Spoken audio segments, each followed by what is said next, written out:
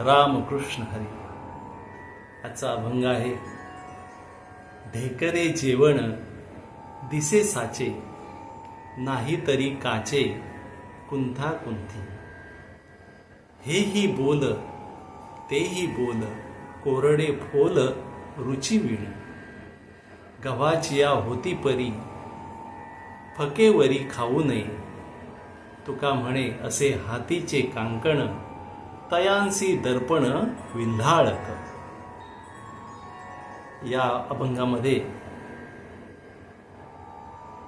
ढोंगी माणसाबद्दल तुकाराम महाराजांनी सांगितलेलं आहे की भोजनाच्या तृप्तीनंतर दिलेले ढेकर खरी असते, पण भोजन न करताच दिलेले ढेकर हे मात्र ढोंग असते.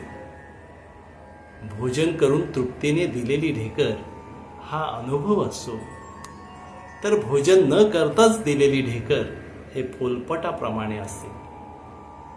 गव्हाच्या पिठाची पुरणपोळी बनते, म्हणून केवळ पीठच खाल्ल्याने पुरणपोळी खाल्ल्याचा अनुभव येत नाही.